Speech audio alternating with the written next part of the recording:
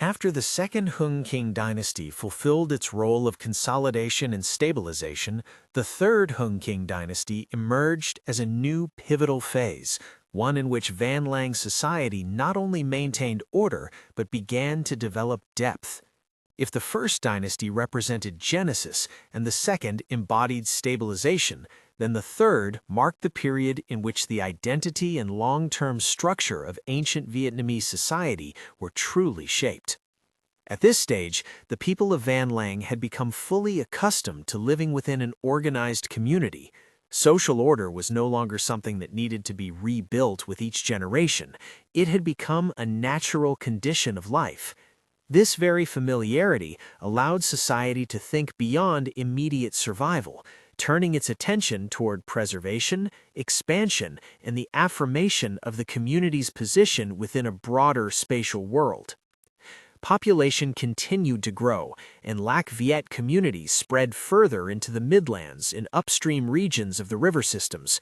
The expansion of living space was no longer spontaneous, but followed familiar routes, along waterways, through valleys, and into areas where flooding could be managed. This reflects a significant advance in the geographical and ecological thinking of the ancient Vietnamese. Along with this expansion, the concept of regions began to take clearer shape. Settlements were no longer aware only of themselves, but increasingly conscious of other communities with which they maintained ties of cooperation or competition. It was during the Third Hung King Dynasty that an awareness of us and them gradually emerged, laying the foundations for an early sense of territory. Social structure in this period also became more stratified, though it had not yet developed into rigid classes. The role of the Loc Tung was significantly strengthened. They not only coordinated production and rituals, but also became representatives of authority for their respective regions. The prestige of a Loc Tung now derived not merely from personal qualities, but from the collective strength and cohesion of the community behind them. The Hung King of the Third Dynasty began to take on more clearly the stature of a national ruler. Although spiritual authority remained central, the king increasingly assumed the role of mediator among regions, resolving disputes and safeguarding the unity of Van Lang. The image of the king was no longer tied solely to ritual, but also to the idea of an overarching order that transcended individual communities. As a result, rituals during the Third Hung King Dynasty took on a distinctly inter-regional character. Major festivals were no longer confined to single settlements, but became occasions for the gathering of multiple communities. It was in this context that shared symbols, such as the lock bird, bronze drums, images of boats in the sun, were repeatedly invoked and reinforced as markers of a collective Van Lang identity. Material culture during the Third Dynasty reached a remarkable level of richness. Bronze casting flourished, producing a wider array of tools, weapons, and ritual objects with increasing sophistication. Decorative motifs were no longer merely ornamental, but functioned as a symbolic language expressing the worldview of ancient Vietnamese society, human beings living between heaven, earth, and water in a relationship of harmony that nonetheless required constant vigilance. Spiritual life likewise entered a more mature phase.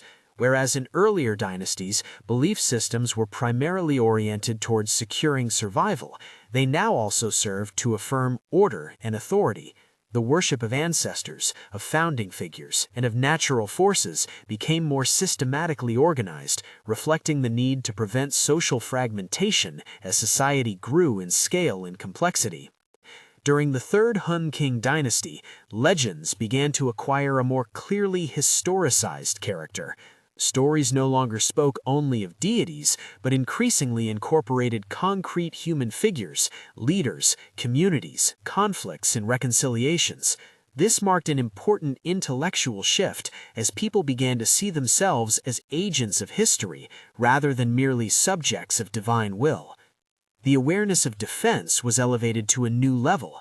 As settlements expanded and interacted more frequently, the potential for conflict became more tangible.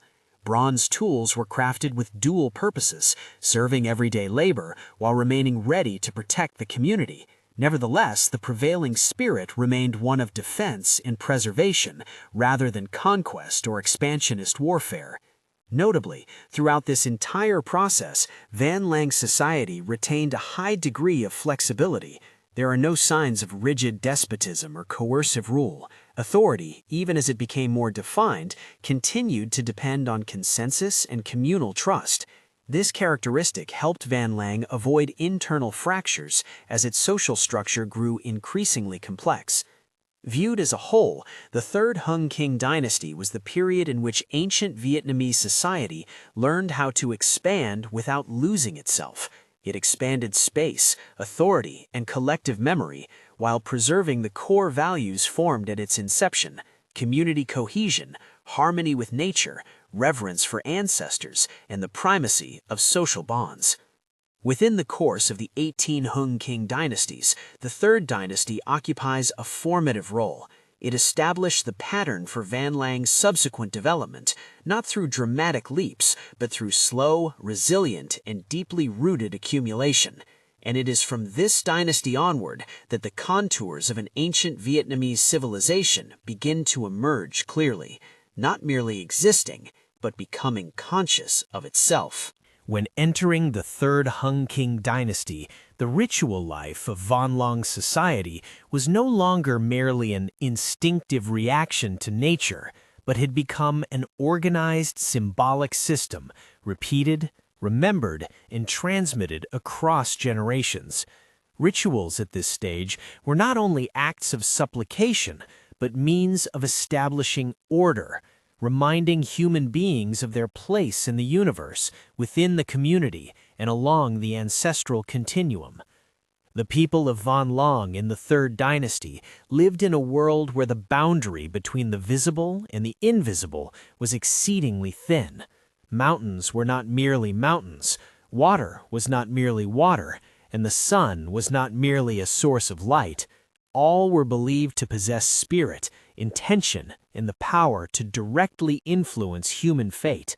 For this reason, ritual became the language through which human beings communicated with that world. Major rituals were closely tied to natural cycles, the rainy and dry seasons, sowing and harvesting, rising and receding waters. In the Third Dynasty, these rituals were no longer spontaneous practices of individual villages, but gradually became synchronized across multiple communities. This indicates the existence of a shared, sacred calendar, not written down, but preserved through collective memory. Within these rituals, human beings always appeared as parts of the cosmos, neither standing above nature nor entirely passive before it. Ancient Vietnamese people danced, sang, beat drums, rowed boats, and disguised themselves as birds, animals, or hybrid beings, half human and half spirit. These were not performances, but ways of entering the sacred realm, affirming that humans themselves belonged to it.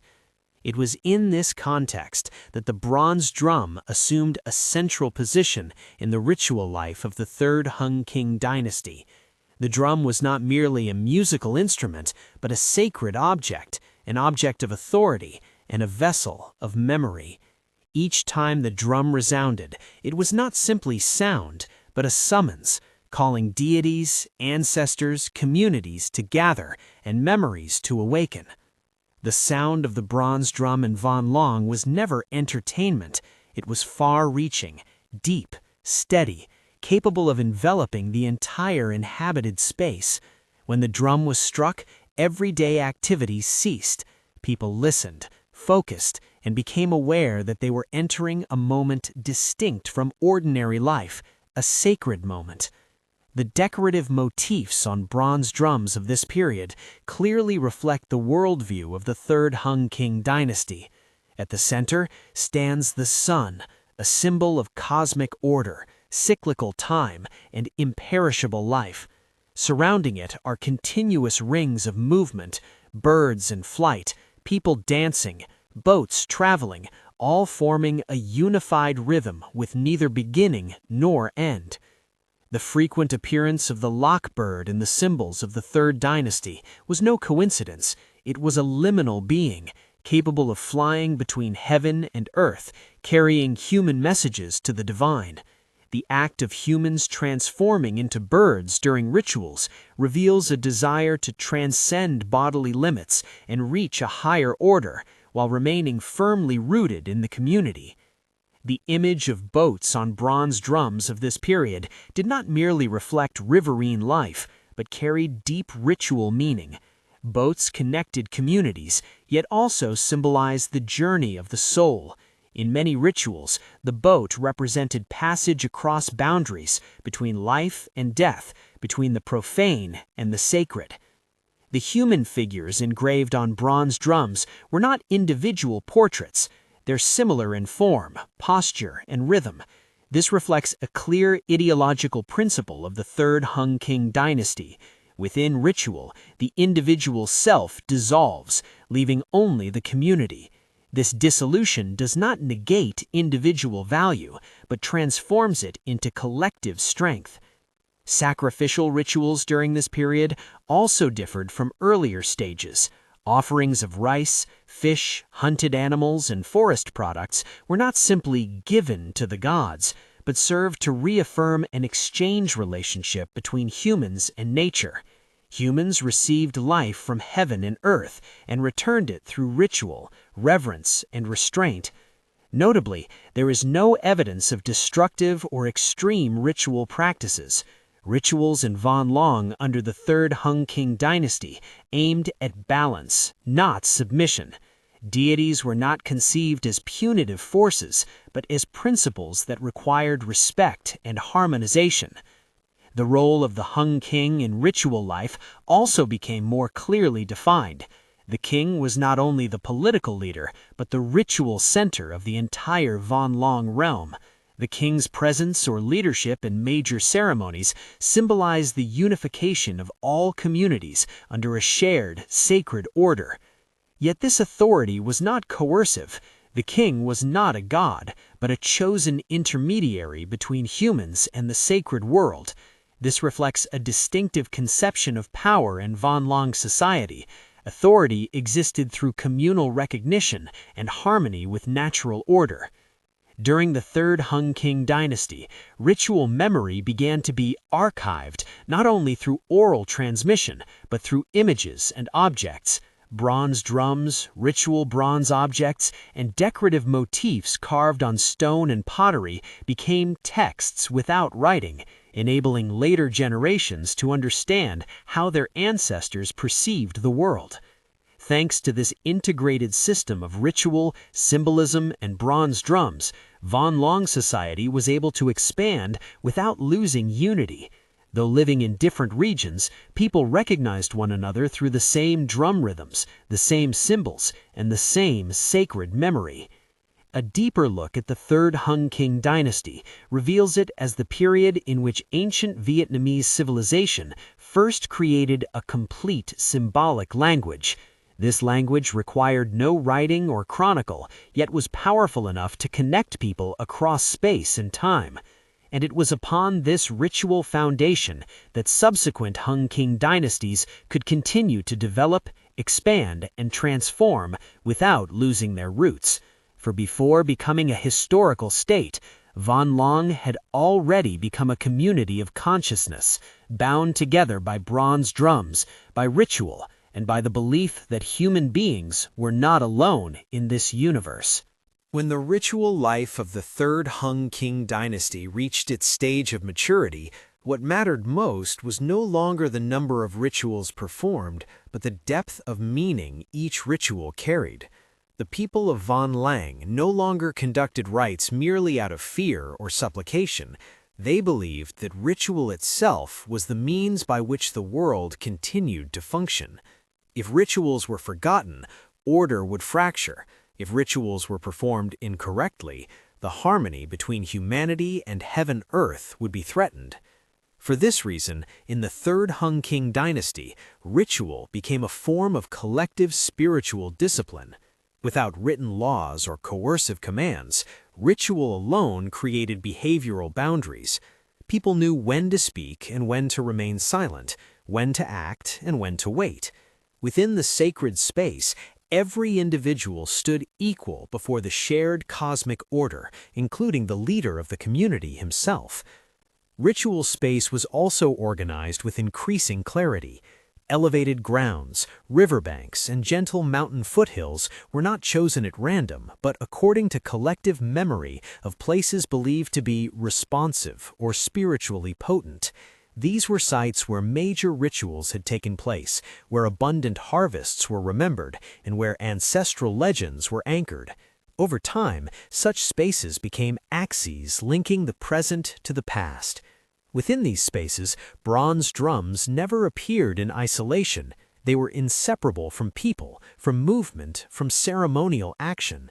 The drum was placed at the center, where all gazes converged. Before the drum sounded, the community fell silent. This silence was not emptiness, but a state of spiritual preparation when people stepped out of ordinary life and entered the sacred realm. The moment the bronze drum resounded was the moment boundaries dissolved. The sound did not travel in straight lines. It echoed off mountains, across water surfaces, and through forests. People did not hear the drum only with their ears, but with their entire bodies. Its rhythm merged with heartbeat and breath, allowing each individual to feel absorbed into a life rhythm greater than the self. The drum rhythms of the Third Hung King Dynasty were not improvised. They followed patterns, rules, and remembered sequences. Not everyone was permitted to strike the drum. This role was usually reserved for individuals of spiritual authority, those who understood timing and the meaning of each beat. A misplaced rhythm could be interpreted as an ill omen, for it disrupted the symbolic order upon which the community relied. The decorative motifs on bronze drums from this period reveal an extraordinarily refined symbolic mindset. The sun at the center did not merely represent light, but symbolized eternal time. The sun rays were not arranged randomly. Their number and spacing reflected an awareness of cycles and cosmic rhythm. Surrounding the sun, the concentric bands of imagery were not decoration, but narrative. Each ring represented a layer of reality: humans, animals, tools, rituals. The ordering of these rings from the center outward demonstrates how ancient Vietnamese people conceptualized the world, from the sacred core radiating outward to human life and then to the vast natural environment. The human figures on the drums lack detailed facial features. This was not due to technical limitation, but a deliberate choice. In ritual contexts, individuals did not need personal identification. What mattered was role, not identity. This reflects a powerful communal ideology, showing that Von Lang society valued collective identity over individual ego within the sacred sphere. Images of dancing appear repeatedly, not merely depicting festivals, but expressing the belief that movement itself was a form of communication with the divine. People did not stand still to pray, they used their bodies to speak. Every step, every gesture carried symbolic meaning, mimicking natural cycles, the flow of water, and the flight paths of birds. The lac bird, with its elongated wings and upward-reaching flight posture, became a central symbol throughout the Third Hung King Dynasty. It was not only a totem, but an idealized image of humanity freed from earthly constraints. Its presence alongside human figures on the drum reflects a deep belief: humans could approach the sacred world if they aligned themselves with natural order. Water symbolism during this period gained new depth. Water was no longer merely a source of life or a threat, but an agent of transformation. Many rituals were performed near rivers, streams, or even within water itself. Entering the water symbolized purification, rebirth, and preparation for a new cycle of communal life. In contrast, mountains were not seen as objects to be conquered, but as entities to be revered. Mountains symbolized stability, ancestors, and spiritual anchorage. The combination of water and mountain within ritual symbolism reflected a philosophy of balance, movement and permanence, change and continuity. Within this context, the role of the Hung King was defined as the central axis of the symbolic system. The king did not need to appear frequently, but whenever he did, his presence carried profound ritual significance. His participation affirmed that sacred order and social order were united as one. Notably, however, the king did not stand entirely apart from the community.